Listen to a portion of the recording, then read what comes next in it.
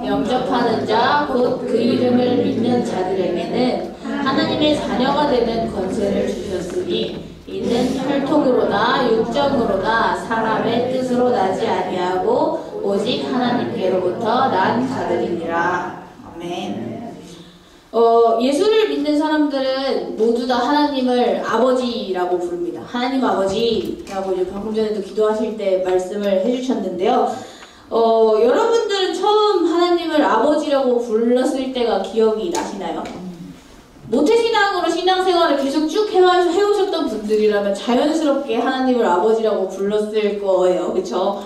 근데 저는 밖에서 사회에서 열심히 놀다가 들어온 사람이어가지고 제가 맨 처음에 하나님을 아버지라고 불렀을 때가 기억이 납니다. 저는 하나님 아버지라고 불렀을 때 그 기억이 막 되게 자연스럽고 하나님이 나의 아버지시구나 이런 느낌보다는 기도를 시작할 때 하나님 아버지라고 하면 기도가 약간 이렇게 턱 막히는 것 같은 느낌이 되게 많이 들었었어요. 하나님 아버지 너무 어려운데? 라는 생각이 되게 많이 들었습니다. 그 이유를 생각을 해보면 되게 단순한 이유예요. 저는 아버지랑 많이 친했어요. 아버지라고 하는 호칭이 어디다 갖다 붙여도 되게 막 아버지라고 불렀을 때 막 되게 친근감이 들고 막 그러지 않았어요. 그리고 제 주변에서 있는 제가 알고 있는 대부분의 제 친구들, 사람들 그리고 요즘 청년들을 봐도 저는 아버지랑 그렇게 친한 그 청년들을 본 적이 없어요. 되게 살아오면서. 근데 하물며 하나님인데 아버지라니 아무 말도 안 하는 게 최고로 좋은 관계가 아닐까. 하나님 아버지 예수님의 이름으로 기도드렸습니다. 이렇게 기도할 때가 가장 좋은 기도가 아닐까라는 생각이 들 정도로 하나님 아버지라고 하는 그 기도가 되게 그 호칭이 되게 부담스러웠던 기억이 납니다. 선교를 갔다 와서 제가 인터넷에 이제 구독을 해놓은 블로그가 있어요. 이제 인터넷에 막 사람들이 막 글을 쓰잖아요. 그럼 그 이제 글을 쓰는 사람들 중에서 좀 마음에 드는 사람을 구독을 이렇게 눌러놓으면 그 사람이 글을 딱 쓰면 이제 그게 저한테 알람이 떠가지고 그 사람 글을 이렇게 볼 수가 있는데 그 사람이 새로운 글을 하나를 써서 올린 거를 보게 됐어요. 이렇게 가벼운 마음으로 이렇게 똥 싸면서 보고 있었는데 예수를 믿는 자들에게 굉장히 익숙한 호칭 아버지, 하나님을 아버지라고 부르는 호칭이 사실은 처음부터 그렇게 우리가 하나님을 아버지라고 불렀던 것이 아니라고 하는 거예요.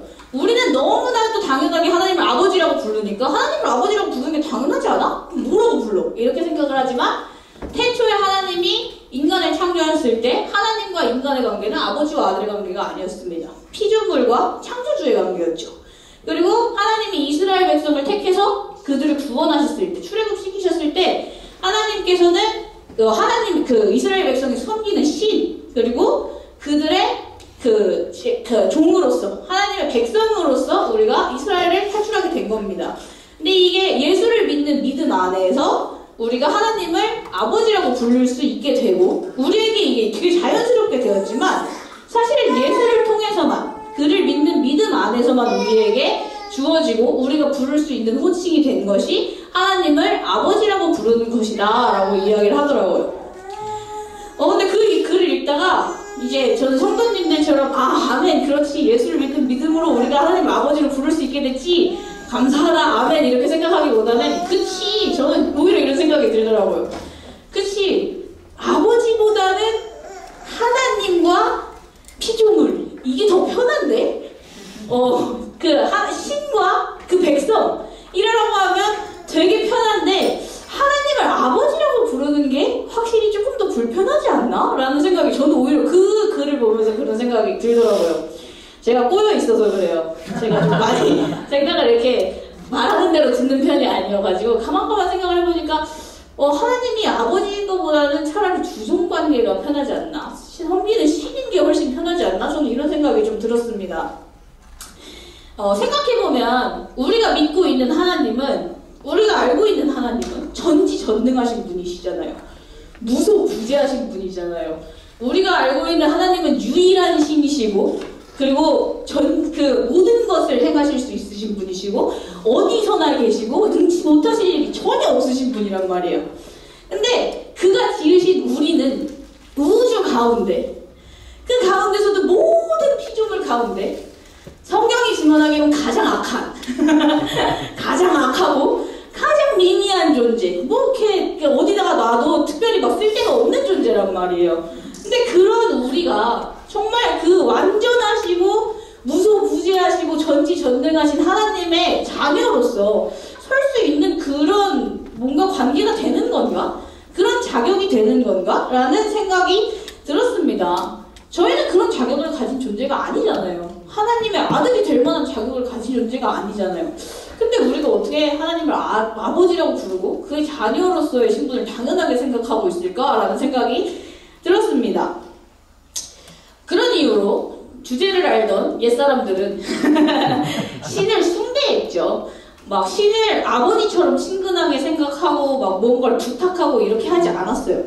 액과 부정을 피하기 위해서, 가족과 재물을 쌓기 위해서, 생명을 위해서, 병이 없기 위해서, 나의 안전을 위해서 열심히 공물을 들이고 정성을 바치고 이런 시간들을 막 들이면서 신의 자비와 도움을 구하는 것이 우리의 일반적인 신앙이었었습니다.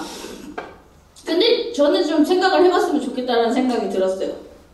우리는 하나님을 아버지라고 부릅니다. 아버지라고 부르고 그 호칭이 굉장히 자연스러운 상태에 있지만 정말 우리에게 하나님이 아버지이신가? 라는 생각이 들었어요. 우리는 아버지라고 부르고 있지만 사실은 신으로서 그냥 하나님을 섬기고 있는데 말은 그냥 하나님을 아버지라고 부르고 있는 것이 아닌가? 라는 생각이 들었습니다. 여러분들과 하나님의 관계는 어떻습니까? 하나님 아버지라고 이야기했을 때 우리가 정말 그렇게 알고 있는 아버지와 자녀와의 관계, 그 관계를 온전히 누리고 계십니까?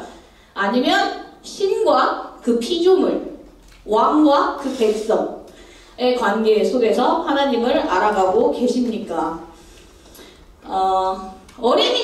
어린이집에 아이들을 맡겨놓고 나면요, 어린이집 선생님으로부터 정말 믿을 수 없는 이야기를 가끔, 그러니까 매일 듣습니다. 가끔이 아니에요. 매일 들어요.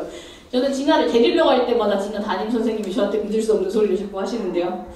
그 말이 뭐냐면, 진아가 밥을 골고루 너무 잘 먹는다는 거예요. 정리정돈을 너무 잘한대요. 진아는 예쁜 말밖에 못한대요. 근데 진아는요, 그 곰국에 들어가 있는 쪽파 쪼가리 하나를 먹는 애가 아니에요. 곰국이 하얗잖아요? 근데 거기 안에 쪽파가 있으면 배추 빼! 막 이래요. 소리를 막 질러요. 그게 들어가 있으면 입안에도 넣지를 않아요.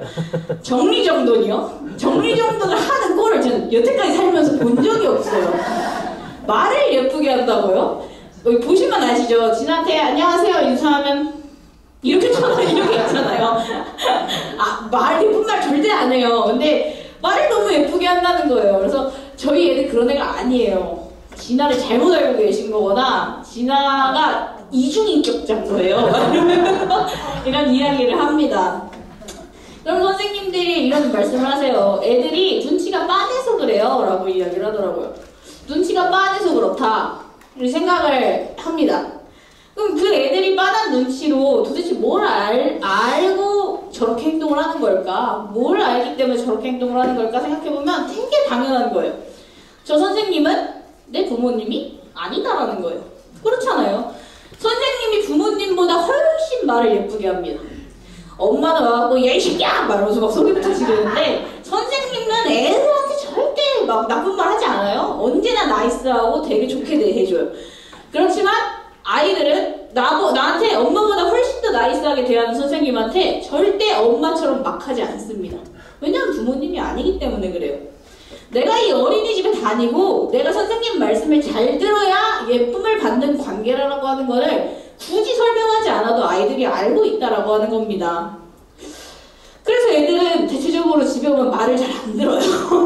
너무 말을 안 듣습니다. 얘는 도대체 왜 이렇게 말을 안 듣는 걸까라고 생각할 정도로 말을 듣지 않아요. 당연히 편식하고 당연히 말 안 듣고 당연히 장난감 어지르고 당연히 엄마한테 소리 지르고 자기 멋대로 합니다. 근데 그렇게 할 수 있는 이유가 뭐냐면 내 엄마는 내 부모이기 때문이에요. 내가 어떤 행동을 하든지 간에 내 기분을 마음껏 드러내도 내 부모가 나를 우리 집에서 나가! 이렇게 할 수 있는 존재가 아니라고 하는 것을 태어나서부터 너무나도 잘 보았고 알았고 경험했기 때문이라는 것입니다. 근데 부모는 나를 행위로 평가하지 않습니다. 그렇기 때문에 자녀는 부모에게 정성을 바치고 열심히 부모를 섬기지 않습니다. 예쁜 행동을 하기 위해서 부단히 노력하지 않아요. 부모 자식 간의 관계는 그런 것입니다. 부모가 자녀를 세상에 태어나게 함으로써 시작이 되죠. 그렇지만 어떤 행동을 잘못했기 때문에 내가 부모와 자식 간의 관계에서 끊어질 수 없다라고 한다는 것을 아이들이 너무나도 잘 알고 있다라고 하는 거예요. 돌쟁이 아이들처럼 우리도 모두가 알고 있습니다. 나와 하나님의 관계는 어떤 관계인가에 대해서 알고 있다라고 하는 거예요. 그 빤한 눈치로 우리도 신앙생활을 하면서 알고 있잖아요. 하나님이 나를 예쁜 짓을 했을 때 어떤 보상을 해주시고 서로 나이스한 관계를 유지해야지만 하는 관계인가, 아니면 정말로 하나님이 내가 너무 예뻐서 내가 말을 안 막아! 말하면서 막 나 이거 안 해! 막 이렇게 해도 나를 절대 내칠 수 없는 하나님이 나의 정말 진정한 아버지 되시는가에 대해서 우리는 알고 있다라고 하는 거예요. 여러분들은 어떤 관계를 하나님과 누리고 계십니까? 어릴 때, 특히 초등학교 저학년 때쯤에 진짜 자주 하는 실수가 선생님을 엄마! 아빠! 이렇게 부르는 경우가 한 번쯤은 있어요. 저만 있나요? 저는 남자 선생님한테 아빠라고 한번 불러본 적이 있고 여자 선생님한테 엄마라고 한번 불러본 적이 있어요. 원래는 선생님 이거 어떻게 하는 거예요? 이렇게 물어봐야 되는데 엄마! 이렇게 불러놓고 나면 얼굴이 새빨개져요. 너무 창피해요. 내가 선생님을 엄마라고 부르다니요. 주변에 있는 친구들은 그 기회를 절대 놓치지 않죠. 놀리기 시작합니다. 선생님 제가 선생님 보고 엄마래요 말하면서 선생님이 네 엄마냐? 말하면서 막 놀려요. 그러면 이제 뭘 되게 죄를 지은 것도 아닌데 막 마음속에서 막 뭔가 수치스러운 기분이 막 올라오면서 되게 뭔가를 잘못한 기분이 확 드는 그런 경험이 저는 있습니다. 여러분들은 있는지 모르겠지만, 근데 왜 수치스러운 기분이 드는 걸까라고 이제 생각을 해보면 모든 호칭은 관계가 선행되고 호칭이 따라온다라고 하는 것입니다. 내가 선생님을 아빠라고 부른다고 해서 그 선생님이 나의 아빠가 되는 것이 아니고요. 내가 지나가는 예쁜 여자, 멋진 남자를 보고 저 사람 마음에 드는데? 라고 해서 그냥 자기야! 라고 부른다고 해서 그 사람이 갑자기 제 자기가 되는 게 아닙니다. 제가 그 사장님이 가지고 있는 지위와 뭐 이런 뭔가 능력이 마음에 든다고 해서 야, 저 사람 뭐 야자를 터야겠는데? 라고 해서 어이! 이렇게 부른다고 해서 제가 사장하고 맞먹어지는 게 아니죠. 그에 마땅한 관계가 있을 때 제가 사장님 혹은 야 혹은 또 자기야 혹은 아빠라고 부를 수 있는 거고, 그것이 선행되고 난 다음에 제 신분이 어떤 신분인가에 대해서 명확하게 드러낼 수 있는 것이 아닌가라는 생각이 들었습니다. 내가 가지고 있는 이 사람과의 관계와 호칭이 맞게 떨어지지 않을 때, 그것이 다른 사람들 앞에 드러났을 때 그 내가 가지고 있는 신분이 거짓으로 드러나는 거예요. 제가 선생님을 엄마라고 부르면 부끄러운 이유가 그건 거죠. 근데 엄마가 아닌데 엄마라고 불렀어요. 그럼 애들이 막 놀려요. 엄마냐? 엄마냐? 니네 엄마냐? 막 이렇게 놀리는 거예요. 우리는 하나님을 아버지라고 부릅니다. 그리고 우리 자신 스스로를 그리스도인이라고 말합니다. 그런데 세상 사람들 앞에 있을 때 우리는 우리가 그리스도인인 것과 우리가 하나님의 자녀인 것에 대해서 드러내놓고 당당하게 밝히지 않는 모습을 되게 많이 봅니다. 왜 그럴까요? 왜 그럴까요? 저는 그게 같은 이유가 아닐까라는 생각을 해요. 수치스러워서. 수치를 당하지 않기 위해서가 아닌가라는 생각이 듭니다. 내가 그리스도인이다 라고 하는 신분에 대해서 당당히 밝히면 사람들은 물어봅니다. 나 하나님 믿어, 나 예수님 믿어, 나 그리스도인이야 라고 이야기를 하면 물어보는 게 꼭 있어요. 너 하나님 봤어? 너 하나님 말 들어본 적 있어? 하나님 진짜 네 삶에 말했어? 너 예수님 봤어? 이걸 물어봐요. 관계를 물어보는 거예요. 네가 그리스도인이고 하나님이 너의 아버지 되시면 네가 하나님 아버지하고 당연히 마땅히 누렸어야 할 관계가 있지. 하나님이 너의 기도를 들어줄 거고 너가 하나님을 봤을 거고 하나님의 음성을 들었을 건데 너 해봤어? 이렇게 물어봐요. 그러면 저희 말문이 턱 막히죠. 얘기를 안 하는 거예요. 그래서 만약 우리에게 하나님 하나님의 일하심과 하나님의 사랑과 하나님께서 우리에게 말씀하시고 우리에게 공급하시고 우리에게 쓸 것을 주시고 입혀주시고 사랑해주시는 모든 것들이 매일매일 일상에서 우리가 자연스럽게 당연하게 느낄 수 있는 것이라고 한다면 우리는 세상에서 그리스도인인 것을 숨기고 살아야 할 이유가 없습니다. 나 그리스도인이야. 그래, 그럼 너 하나님 봤어? 그럼 봤지. 하나님께서 나에게 말씀하시고 나에게 쓸 것을 주시고 공급하시고 사랑해주시고 이 모든 것을 나에게 항상 허락해주시는 것에 대해서 당연하게 이야기할 거예요. 우리가 숨겨야 할 이유가 아무것도 없다라고 하는 것입니다. 우리에게 왜 그리스도인이라고 하는 신분은 말했을 때 뭔가 얼굴이 빨개지고 내가 이거 말해도 되는 건가? 라고 하는 부끄러움이 되었을까요? 그 호칭 아래 내가 하나님을 아버지라고 부르고 내가 그리스도인이야 라고 했을 때 그 당연히 마땅한 그 신분과 호칭 아래에 있어야 할 관계, 아버지께서 나에게 당연히 해주셔야 할 공급을 우리가 누리고 살지 못하기 때문에 그것을 숨기고 살아가는 것이 아닌가라는 생각이 들었습니다. 마태복음 7장 21절입니다. 다 같이 똑하겠습니다.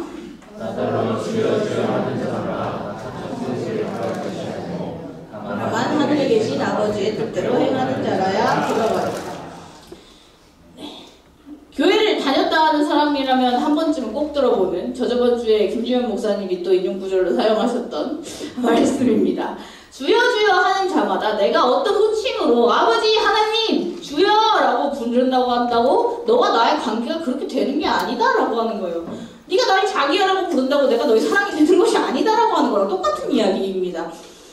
그렇다면 우리가 어떻게 행해야 하는 것이 어떻게 하는 것이 우리와 하나님과의 관계가 올바로 서는 것일까? 라고 하는 것에 대해서 요한복음에서 제자들이 이렇게 이야기를 합니다. 요한복음 6장 28절부터 29절입니다. 우리가 어떻게 하여야 하나님의 일을 하리까? 예수께서 대답하여 이르시되 하나님께서 보내신 일을 믿는 것이 하나님의 일이라 하시니. 네, 위에 아까 나에 따라 주여 주여 하는 자마다 천국에 들어갈 것이 아니다 라고 이야기를 하면서 예수님께서 붙여서 하신 말씀을 하셨을 때 사람들이 이렇게 이야기를 했어요. 제가 주의 이름으로 선지자 노릇도 하고 병고침도 행하고 귀신을 쫓아내고 이런 많은 기적들을 행했습니다 라고 이야기를 했을 때 그것이 아니다라고 말씀을 하셨단 말이에요. 그럼 무엇을 행하는 것이 하나님의 일이냐라고 이야기를 했을 때 예수님은 이렇게 말씀을 하십니다. 하나님의 일을 하는 것은 하나님께서 보내신 일을 믿는 것이 하나님의 일이다 라고 이야기를 합니다. 그리고 6장 30절에 이렇게 제자들이 묻습니다. 시작. 하는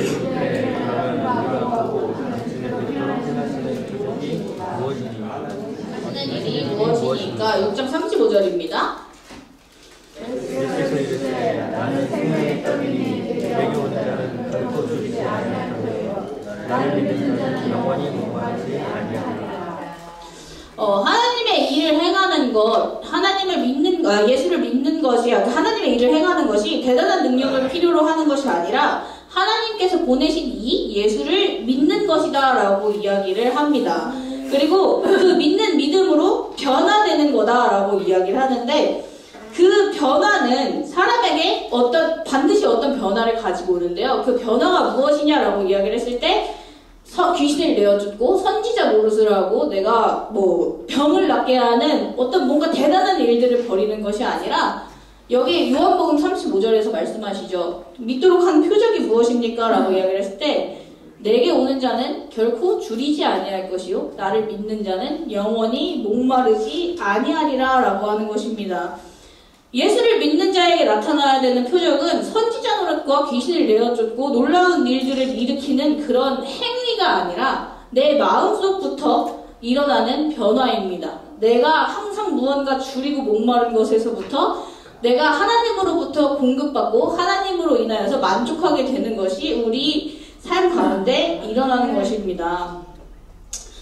신앙생활을 시작할 때는 저는 사실 어떤 사람이 예수를 믿는 사람이냐라고 생각을 해보고 여러 사람들을 이렇게 둘러봤을 때 놀라운 일들을 일으키는 사람들이 예수를 믿는 사람이라고 되게 멋있다, 최고다, 저 사람이 믿음의 대빵인가 보다 막 이렇게 생각을 했어요.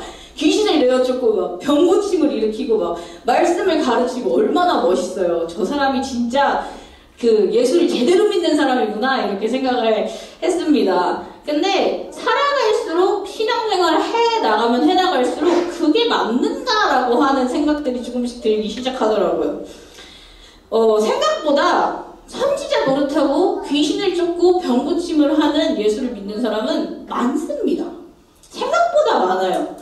방금 예수를 믿었는데 막 예수를 믿은 지 얼마 되지 않았는데도 막 선지자 노릇하고 말씀 가르치고 막 귀신 내어쫓고 막 치유의 은사가 일어나고 이런 사람들이 많이 있습니다. 그런데 오랫동안 말씀 가운데 깊이 잠겨서 그 안에서 정말 만족감을 누리는 사람들, 하나님으로 인해서 만족감을 느끼고 줄이지 않고 목마르지 않은 사람들은 정말 만나보기가 쉽지 않다는 생각이 들었습니다.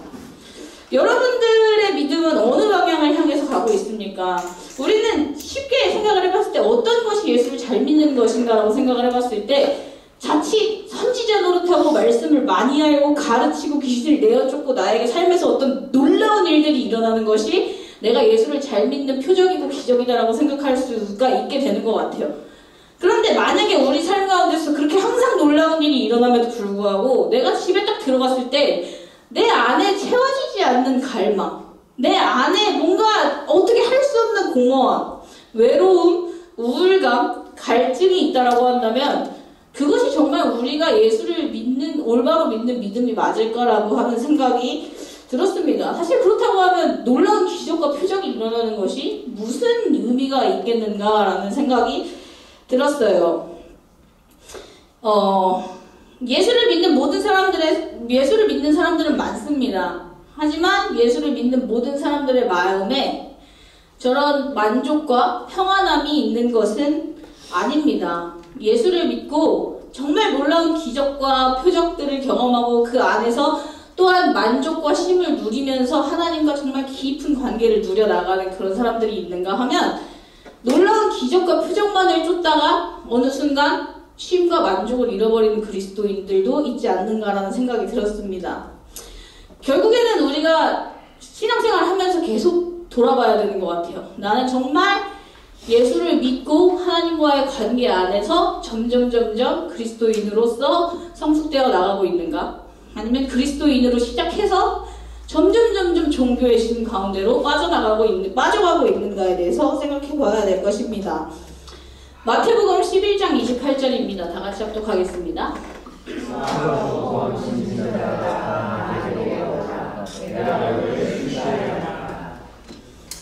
정말로 그렇다는 생각이 들었어요. 예수를 믿는 사람들과 세상에 수많은 예수를 믿는 사람들 그리고 수많은 종교를 가진 사람들이 있는데 그들 간에 가진 근본적인 차이가 무엇일까라고 생각을 해봤을 때는 정말 근본적으로 차이가 쉼이 아닌가라는 생각이 들었습니다. 하나님의 자녀가 된 자들에게는 쉼이 있습니다.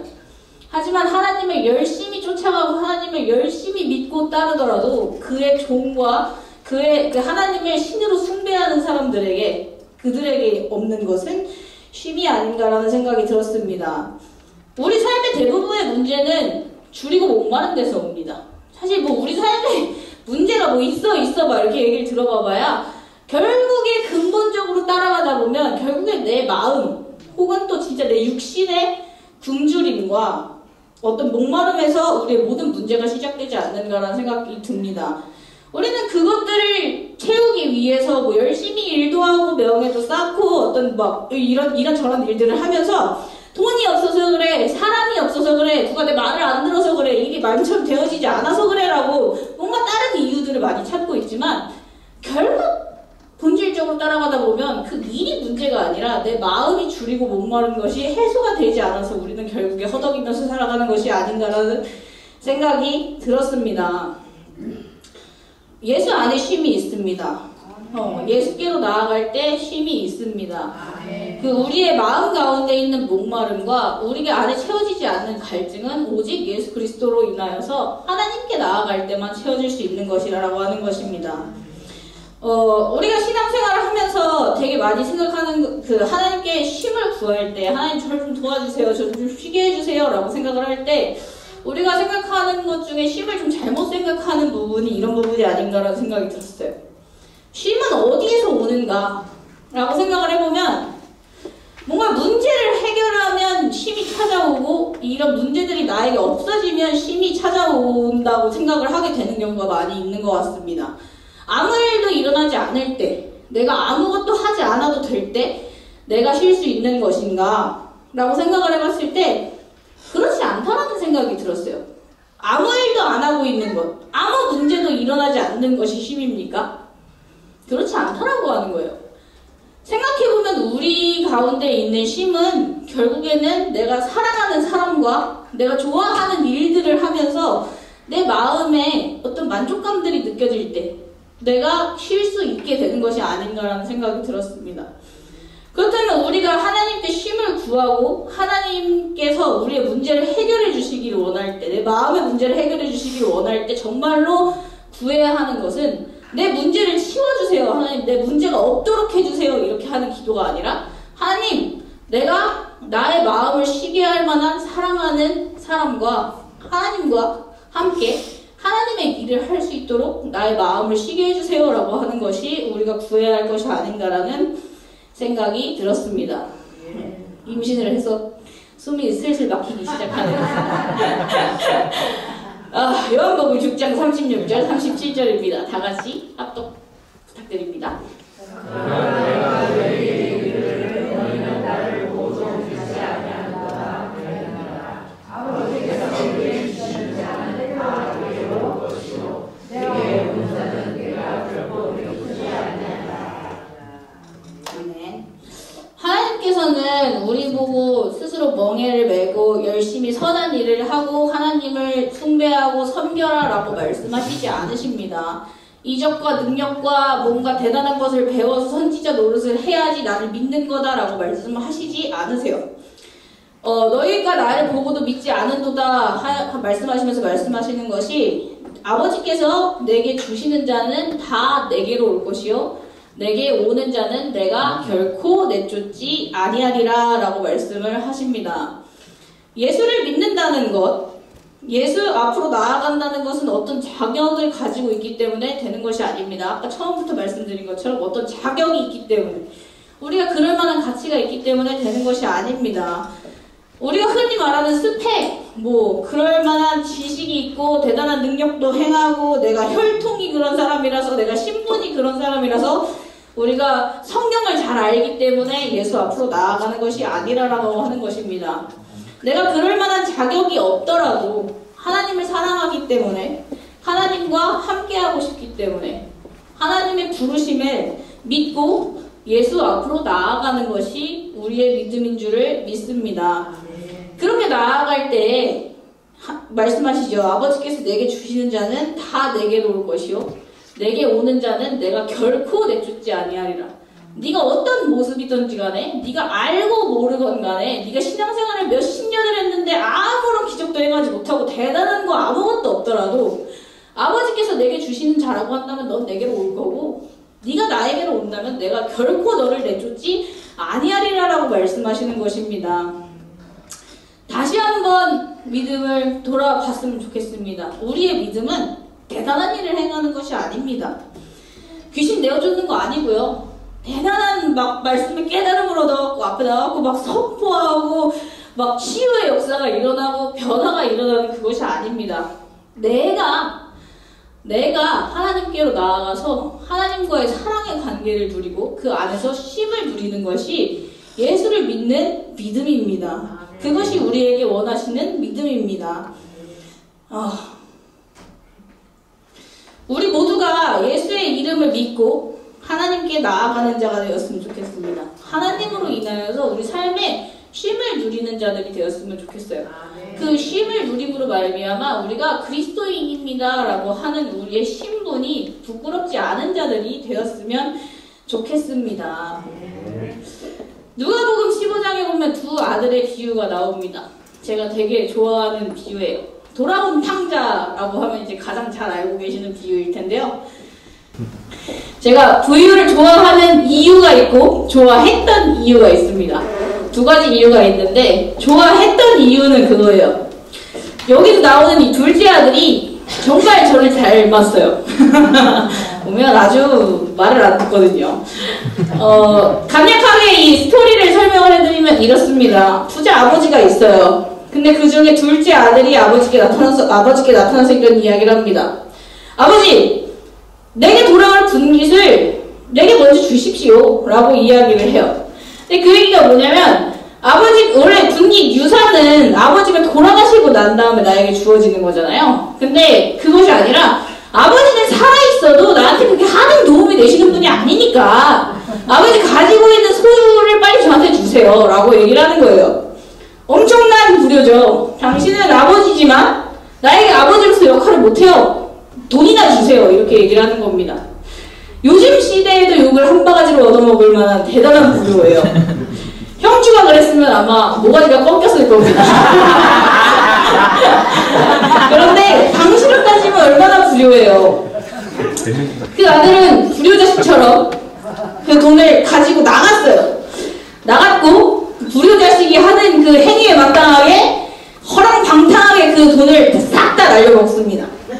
그리고 당시에 가장 천박한 직업 중에 하나인 돼지를 치다가 돼지가 먹는 돼지 지역 열매를 막 먹고 버티다가 와, 나 이러다 진짜 죽겠는데? 라고 하니까 그제서야 이제 하늘으로 아버지를 생각하는 거예요.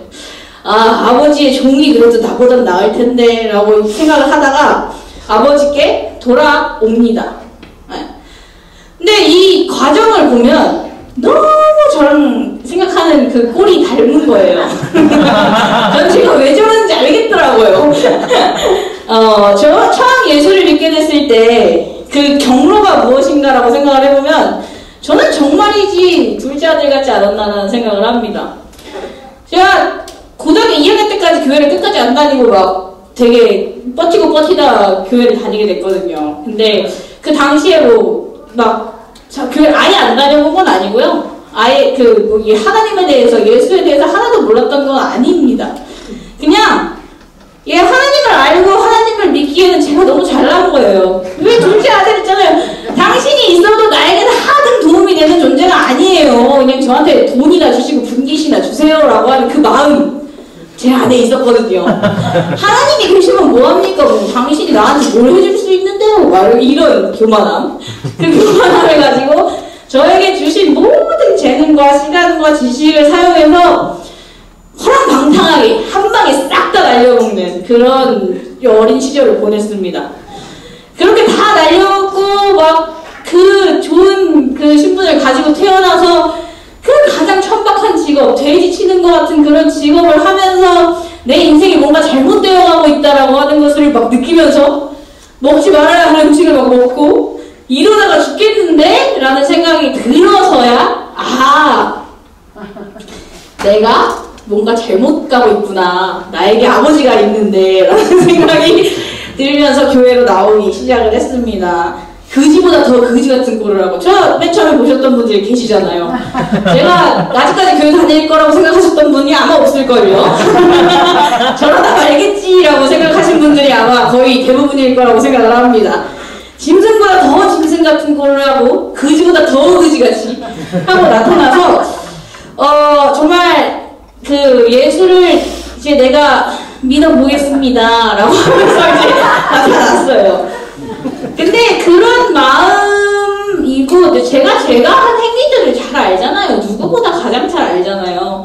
그렇기 때문에 저도 스스로 되게 많이 의심을 했던 것 같아요. 정말 하나님이 나를 받아주실까? 저기 그 말씀에서는 아버지가 막 버선발로 막 뛰어나오세요. 막 버선발로 뛰어나와가지고 돼지랑 같이 부르던 아들 막 입을 맞추고 막 가락지를 끼워라, 신을 신겨라, 옷을 갈아입혀라, 송아지를 잡고 축제를 하자 막 이러면서 너무 좋아하십니다. 근데 저는 그런 생각이 들더라고요. 과연 나한테는 하나님이 그렇게 하실까? 라는 생각이 들었습니다. 그런데 하나님께서 저한테 그렇게 하셨구나라고 하는 것에 대해서 되게 많이 생각을 하다가 느끼게 된 것 같아요. 여러분, 제가 지금 강대상에 나와서 설교를 하고 있습니다.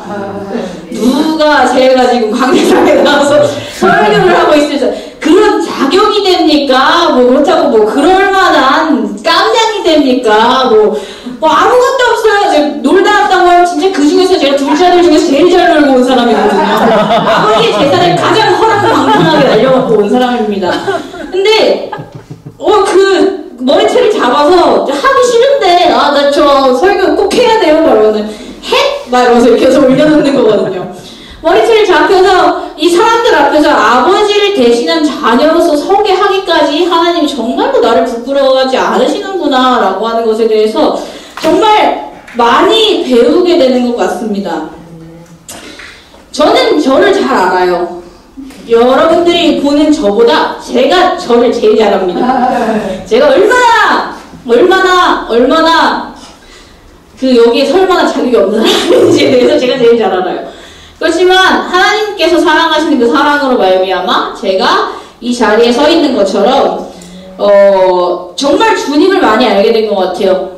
여러분들이 주님께 나아갈 때에 내가 이런 일을 또 행하고 내가 이런 나쁜 것도 하고 내가 아버지께 이렇게 했었고 이런 자격이 없고 이런 꼬라지에 있는데 내가 정말 이런 마음을 가지고 아버지께 나아가도 괜찮을까? 라는 마음이 들 때가 있잖아요.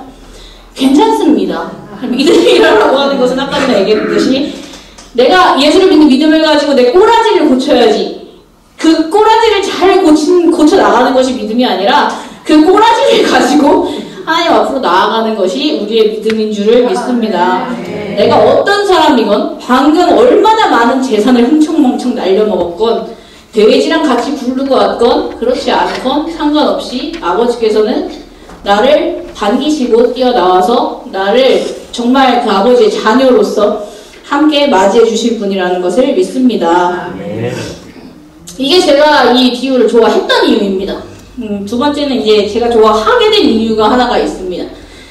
이 좋아하게 되는 이유가 하나가 더 생겼는데 제가 둘째 아들에서 첫째 아들로 진화를 했습니다.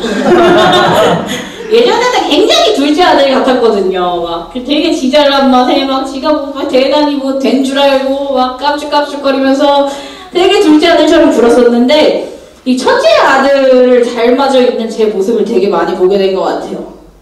이 비유를 아시는 분들은 알겠지만 이게 둘째 아들을 막 까는 내용 같은데 가만 듣자고 하면 첫째 아들이 되게 까는 내용이거든요. 이 둘째보다 못난 놈이 첫째야 뭐 이런 내용이에요. 이 내용이 무슨 내용으로 끝나냐면 둘째가 그렇게 해서 아버지의 재산을 다 탕진해서 먹고 막 그 짓거리를 하고 나타났어요. 근데 그 나타났을 때 아버지께서 정말 막 버선발로 해서 뛰어나오셨다라고 얘기했잖아요. 버선발로 막 뛰어나와서 막 너무 부끄러워하는 그 아들에게 신을 신기고 가락지를 끼우고 목에 입을 맞추고 예쁜 옷을 입혀라 우리가 축제를 하자 내 아들이 죽었다가 다시 살아났다 말하면서 막 되게 기뻐하십니다. 그렇게 축제가 한창 일어나고 있는데 밭에서 첫째 아들이 열심히 일을 하다가 집 근처로 와요. 슬렁슬렁 힘들어 이렇게 해서 오는데 안에서 무슨 축제하는 소리가 들리는 거예요. 축제하는 소리가 들려서 뭐지? 하고 봤는데 둘째가 돌아왔대요. 둘째가 돌아와서 아버지께서 송아지를 잡으셨대요. 거기서 기분이 나쁜 겁니다. 둘째가 돌아왔는데 왜 축제를 해? 잡아다가 때려 죽여도 못할 놈을 왜 뭘 예쁘다고 그걸 축제를 하고 있는 거야? 라고 이제 하면서 첫째 아들 입이 대빨 나와요. 들어가질 않아요. 들어가지 않고 이렇게 담벼락에 서가지고 막 돌을 막 퍽 차고 있는 거예요. 이런 그지 같은 세상과 막 돌을 차고 있는데 아버지가 나와요. 나오셔갖고 첫째한테 이야기를 합니다.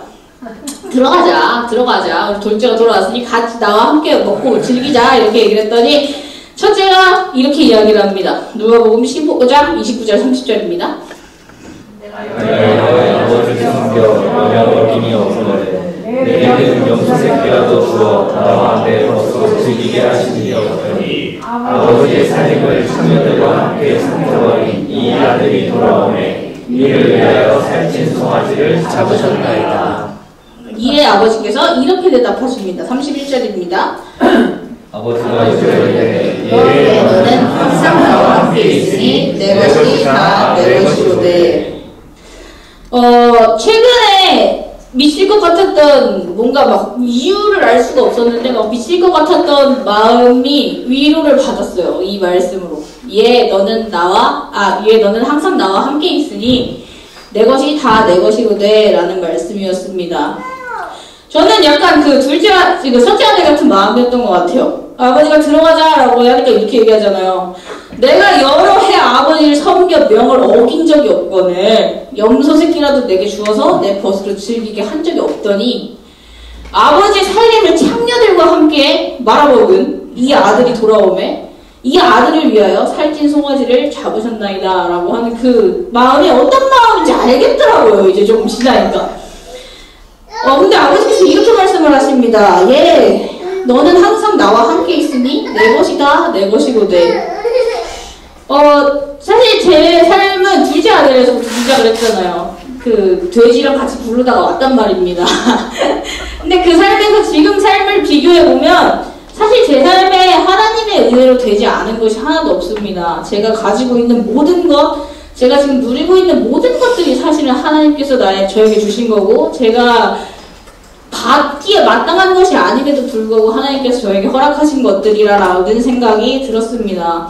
제가 이전에 밖에서 살았을 때 누려본 적이 없었던 정말 자녀로서 누릴 수 있는 모든 것들을 누리면서 제가 살아가고 있지 않나라는 생각이 들어요. 근데 어느 순간 돌아보니까 제가 종살이를 하고 있더라라고 하는 것에 대해서 되게 많이 느껴졌었습니다. 처음에는 교회에 와서 여기서 하는 모든 것들이 막 좋고 가정이 생기고 뭐 일하고 말씀을 전하고 뭐 이게 그 중고등부들하고 청년부들하고 하는 이런 모든 일들이 다 그리스도인으로서 사는 것들, 하나님의 자녀로서 누리는 것들이 모두 너무 막 좋았는데 그 좋아서 하는 일들이 막 계속되다 보니까 직분이 생기고 책임이 생기고 뭘 해야 되는 일들이 막 생기고 그러다 보니까 이제 하나님이 보이는 게 아니라 나에게 주어진 일들이 보이고 사람들이 보이게 된 것 같아요. 사람들이 보이고 일이 보이고 그것을 잘해야 된다라고 하는 책임들이 막 생기니까 어느 순간 하나님을 놓쳐버리지 않았나라는 생각이 들었습니다. 내 집이고 이제 내 가정이고 내 직업이고 내 직장이고 내 사람이고 내가 섬기는 교회니까 내 손아귀에 지어진 일이니까 내가 잘해야지 막 아등바등 하면서 막 뭔가 열심히 해야지 잘해야지 나한테 있는 일이니까 내 이름을 걸고 내 명예를 걸고 막 열심히 해왔던 것 같아요. 무슨 명예가 있다고. 일을 하면서 뭔가 잘못되고 잘 되어지지 않았을 때 기도하지 않았던 것 같아요. 그래서 그냥 나에게 주어진 일이고 내가 원래 하던 대로 내 열심을 다해서 뭔가 하면 되겠지. 하나님이 주신 삶이니까 어련히 진짜 뭔가 잘못되면 하나님이 알아서 도와주시겠지. 내가 뭔가를 잘하고 있을 때 하나님이 칭찬해 주시겠지 라고 생각하면서 묻지 않았고 기도하지 않았고 정말 하나님 앞으로 나아가지 않았던 것 같습니다.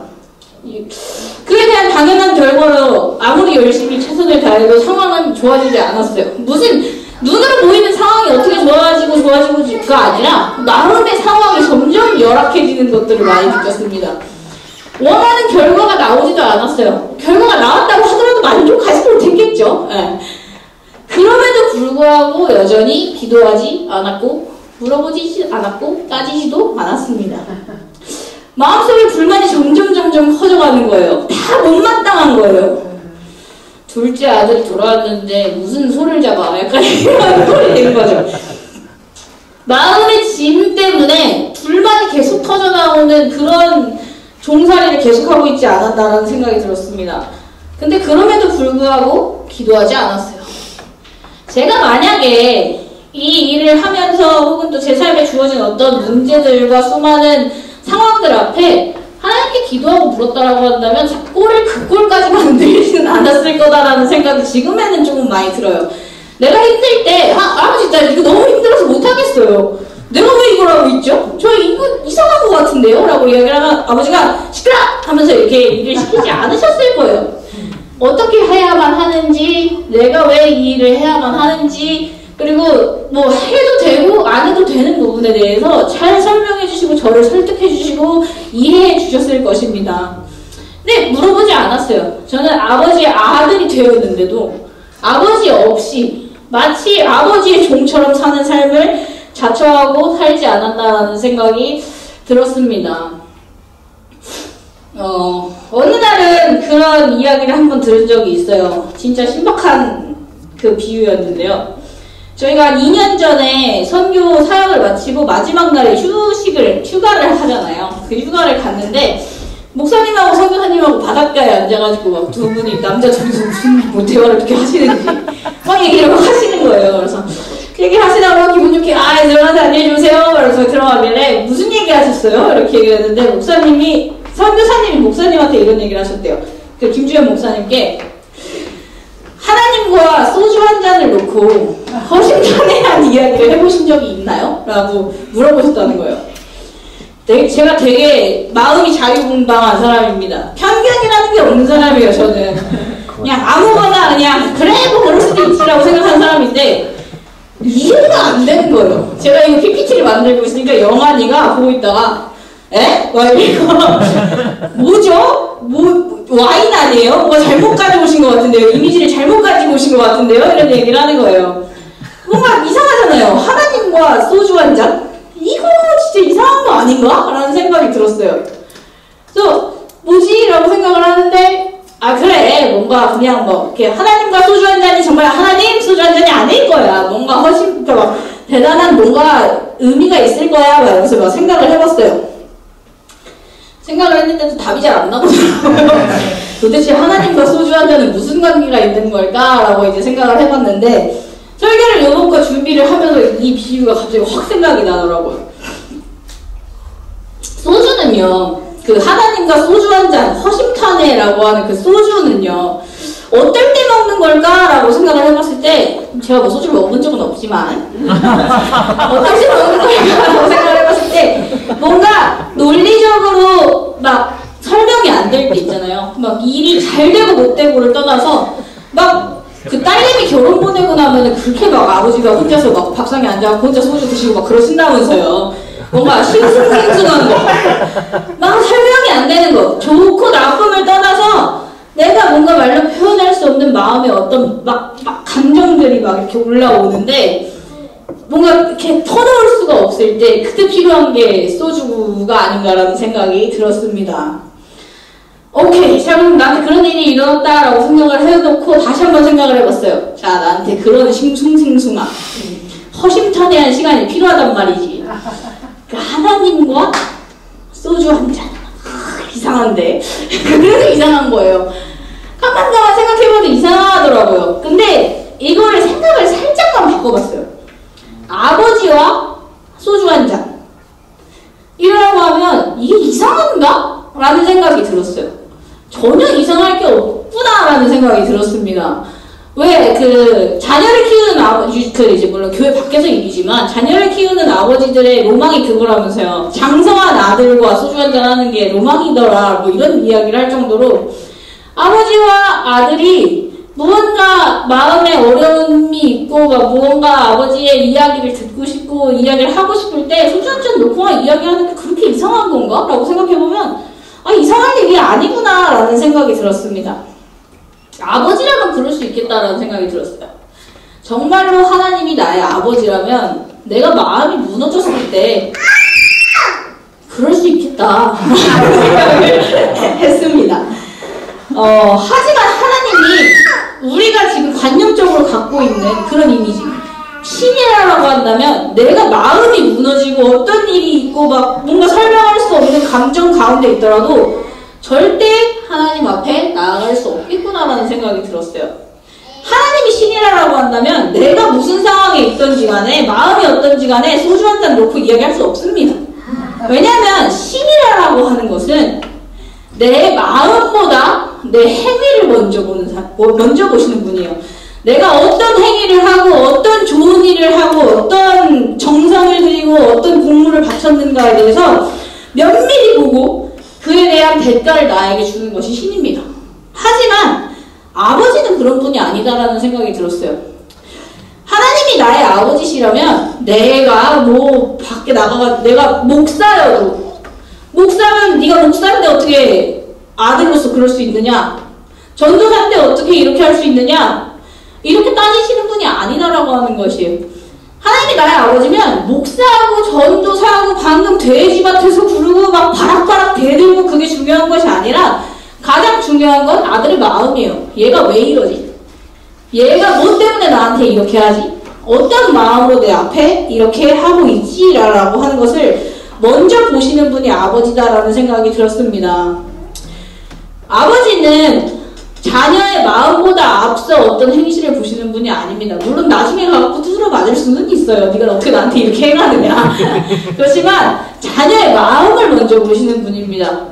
내가 어떤 행위를 해야 돼. 네 직분이 이거야. 네가 지금 마땅히 해야 할 도리는 이거야. 네 꼬라지를 봐. 이런 것이 아니라 네 마음이 어떤 상황에 있구나를 항상 먼저 보시는 분이 우리 아버지가 아닌가라는 생각이 들었습니다. 그래서 종살이에 치여서 스스로 내게 된 그 종살이에 치여서 아버지께 나아갔을 때 동생을 위한 그 잔치가 일어나고 있었던 거잖아요. 이게 물론 비유예요. 제가 무슨 뭐 잔치를 하고 있는 남의 집에 가가지고 뭐 깽판을 쳤다는 이야기는 아니고요. 어떤 그런 마음에 있었을 때 너무 꼴보기가 싫은 거예요. 뭔가 일이 잘 되는 거 나 빼놓고 축제하고 잔치하고 송아지 잡고 막 좋다 막 이러면서 하고 있는 게 너무 싫은 거예요. 넌 좋냐 난 싫다 막 이러면서 너무 막 배알이 막 속이 막 너무 안 좋은 거예요. 그래서 그러니까 기도를 이런 기도를 한 거죠. 내게는 염소새끼라도 죽어서 나랑 내 벗으로 즐기게 하신 적이 없더니 저 창녀와 놀아난 동생이 돌아왔을 때 아버지께서 축제를 하십니다. 씩씩거리면서 막 소리를 막 지르면서 막 무슨 망나니처럼 굴었던 거죠. 그때 아버지께서 말씀하셨습니다. 예, 너는 항상 나와 함께 있으니 내 것이 다 내 것이로 돼. 정말 마음의 위로를 많이 받았어요. 예, 너는 항상 나와 함께 있으니 내 것이 다 내 것이로 돼. 되게 많이 놓치고 있구나라는 생각이 들었어요. 아, 내가 아버지와 함께 있다라고 하는 그 자체를 아예 놓치고 있구나. 내가 아버지 자녀라고 하는 것에 대해서 놓치고 있구나. 내 것이 내 것이고 네 것이 내 것이고 아버지가 내 것이고 진짜 하나도 중요하지 않았어요. 아버지가 나와 함께 항상 같이 계시니까 그거면 된 거였는데 뭐 얼마나 되면 불이연을 부리겠다고 내가 그 힘든 종살이를 하면서 아버지께 바락바락 소리를 지르고 있는가라는 생각이 들었습니다. 아버지께 씩씩거리면서 나아갔을 때 아버지께서 일이 아니라 하나님을 보게 하셨어요. 내가 너와 항상 함께 있다. 내가 너와 항상 함께 있으니 내 것이 다 내 것이로 돼. 되게 많이 위로를 받았습니다. 교회 안에 대부분의 중고등부들은 둘째 아들 같은 눈을 하고 있습니다. 내가 기회만 되면 아버지의 분깃을 훔쳐가지고 말이야 다 나갈 거야 말하면서 이 거지 같은 집구석 말하면서 둘째 아들들 중고등부를 보면 나갈 준비가 항상 돼 있어요. 물론 우리 중고등부를 이야기하는 건 아닙니다. 우리 중고등부들은 어찌나 착한지 거지 같은 눈을 하고 있는데 대부분의 중고등부들은 중고등학교 졸업하면 교회 나갈 준비하고 있잖아요. 내가 분깃을 챙겨서 나가리라. 청년들을 보면 거지꼴을 하고 있어요. 안에서만 멀쩡하지 밖에 가면 돼지 시험 열매 먹고 있는 거 이제 뻔히 보입니다. 그래서 거지꼴을 하고 막 돌아다니고 있고요. 그 기간이 지나서 작년이 되면 생기는 책임과 직분에 살짝씩 눈이 막 돌기 시작해요. 첫째 아들 같은 눈빛을 하고 둘째 새끼들을 잡아먹지를 못해갖고 막 화가 나 있는 그런 교회의 모습들을 보게 됩니다. 우리 삶에는 정말 하나님께서 주신 수많은 은혜들로 가득합니다. 그리고 자녀됨으로써 누릴 수 있는 수많은 은혜와 그런 모든 축복들이 가정과 우리 삶과 우리의 모든 생활 가운데서 정말 놀랍도록 많이 있는 것을 봅니다. 그런데 우리가 사실 정말 둘째 아들 같은 마음으로 첫째 아들 같은 마음으로 하나님이 어렵고 또 하나님을 내가 원하지 않기 때문에 여러 가지 이유가 있겠죠. 누리지 못하고 살아가는 모습을 봅니다. 아버지의 몫을 또 아버지가 하시는 일을 바라보면서 정작 아버지는 놓치고 있는 우리의 모습을 보지 않나라는 생각이 듭니다. 아버지께 묻지 않고 아버지께 도움을 구하지 않고 아버지가 없는 사람처럼 살아가는 우리의 모습을 보는 경우가 되게 많이 있는 것 같습니다. 하나님은 섬김을 받기 위해서 우리를 택하시고 부르신 분이 아닙니다. 우리를 종살이 시키기 위해서 우리의 행실을 판단하기 위해서 우리를 부르신 분이 아닙니다. 무언가 부족하신 분처럼 종들이 많이 필요해가지고 너 일로 와 이렇게 해서 우리 부르신 것이 아니라라고 하는 것입니다. 자녀를 낳아보신 분들은 다 아시잖아요. 자녀는 낳고 키우면서 나중에 길러놓으면 나를 섬기겠지라고 하는 것을 기대할 수 없는 게 자녀입니다. 저는 아직 3년밖에 못 키워봤는데 알겠더라고요. 제가 뭐 20살이 된다고 저를 섬기겠어요? 절대 안 그러겠죠. 제가 쫓아다니면서 섬기고 다니겠죠. 그럼에도 불구하고 자식을 낳고 기르는 것은 그 섬김이 중요한 것이 아니라 나와 함께하는 시간과 그 사랑의 관계가 정말로 중요하기 때문에 우리가 아이를 낳고 기르는 그 모든 것들을 즐기는 것이 아닌가라는 생각이 들었습니다. 하나님 또한 우리를 부르신 이유가 단순해요. 우리를 뭐 하나님으로서 숭배받고 뭐 정성과 감동을 받으시기 위함이 아니라 아버지께로 나아오고 아버지와 함께 관계하고 그 안에서 사랑의 관계를 누리기 위해서 우리를 부르십니다. 우리가 삶에 아무리 대단히 많은 것들을 소유하고 대단한 것들을 지녔어도 아버지께 멀어지면, 배가 고파지면 눈이 살살 돌기 시작합니다. 저만 그런가요? 전 배가 고프면 그렇게 화가 나요. 누가 나한테 말 좀 안 걸었으면 좋겠고 일 좀 안 시켰으면 좋겠어요. 근데 그거랑 똑같이 우리도 신앙적인 생활에서도 아버지와 멀어지면 눈이 살살 돌기 시작합니다. 별것도 아닌 문제인데 문제가 커 보여요. 저 사람이 문제야. 이 일이 문제란 말이야. 이걸 빨리 고쳐야 된단 말이야. 막 이러면서 사람의 실수도 보이고 흠도 보이고 교회 문제도 보이고 어려운 상황들이 막 보이기 시작합니다. 그렇게 오래 막 참잖아요? 그럼 저처럼 돼요. 막 지랄이 막 승천을 하고 하루 종일 막 화가 나 있는 사람이 되는 거예요. 막 싸움박질을 막 해내고 막 분량을 조장하고 막 다 마음에 안 드는 거예요. 뭐 다 이래. 교회가 이래 쓰겠어. 이러면서 화가 나게 되는 겁니다. 삶의 문제가 끊이지 않을 때 내가 뭔가 막 열심히 하고 최선을 다해도 뭔가 잘 되는 것 같지 않을 때 돌아보시기 바랍니다. 내가 아버지와 함께 있는가? 아버지 한 집에 있을 수는 있어요. 아버지와 묻고 있는가? 내가 아버지의 자녀로 살고 있는가? 내가 항상 아버지와 함께 있으므로 이 모든 것들이 정말 그냥 내가 누리고 아버지 안에서 쉬면 되고 즐거워하면 될 일로서 받아들이고 살고 있는가? 아니면 내가 어떻게든 해보겠노라고 바등바등 악을 쓰면서 그 일을 하고 있는가? 생각해 보시기 바랍니다. 삶의 문제가 끊이지 않을 때 우리는 예수 앞으로 나아가야 합니다. 예수 안에 있는 쉼을 먼저 누려야 합니다. 먼저 먹고 먼저 마시고 내가 정말 하나님으로 인해서 만족감이 느껴지게 되면요, 교회에 아무 문제 없어요. 무슨 교회에 무슨 문제가 있어요. 사람 사는데 이 정도 문제가 없으면 다 죽은 거게요. 다 괜찮습니다. 우리가 정말 어떤 문제가 있던지 간에 매일매일 아버지께로 나아가고 아버지와 관계하고 아버지의 은혜를 받아 누리게 되면 우리 교회에 아무런 문제 없거든요.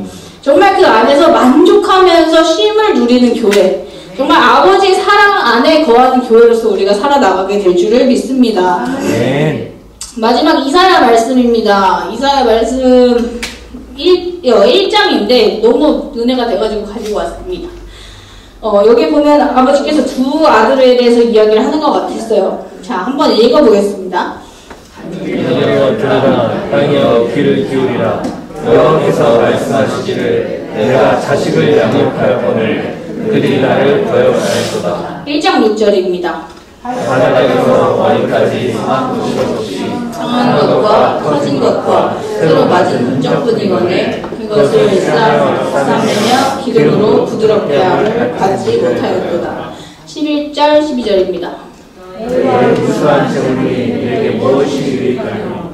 나는 순양의 번제와 살진 지색의 기름에 배불렀고 나는 수송아지나 어린 양이나 염소의 피를 기뻐하지 아니하노라.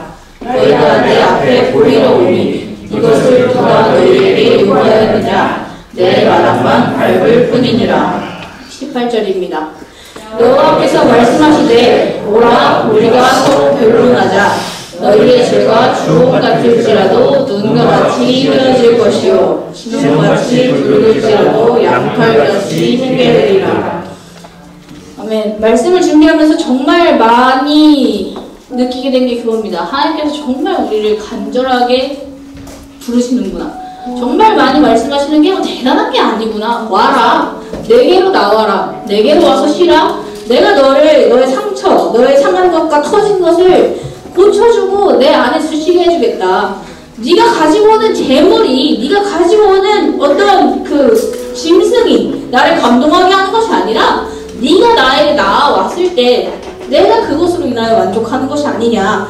오라, 우리가 서로 변론하자. 너희의 죄가 주홍 같을지라도 눈과 같이 희어질 것이요 진홍같이 붉을지라도 양털같이 희게 되리라.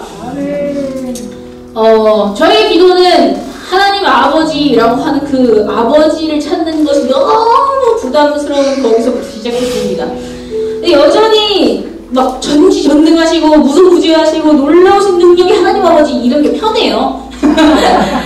기도할 때 아빠라고 하면서 기도하는 기도가 사실은 조금 이렇게 막 제게 마음이 편하게 다가오지 않습니다. 하지만 저의 신앙의 목적지는 제가 진짜 아버지를 그냥 아빠라고 부르면서 제 마음을 나누는 그런 기도를 자연스럽게 하면서 그 가운데서 누리고 매일매일 살아가는 그 삶을 살아나가는 그런 신앙을 갖게 되는 데 있지 않나라는 생각이 듭니다. 아버지께서는 매일 말씀하십니다. 내게로 나와라. 내게로 나와서 먹고 내게로 나와서 쉬라. 내가 너를 쉬게 하겠고 내가 너를 만족하게 해주겠다. 우리의 삶이, 우리의 신앙이 그쪽으로 항상 나아가고 우리가 매일같이 아버지께로 나아가면서 만족하는 우리가 되었으면 좋겠습니다.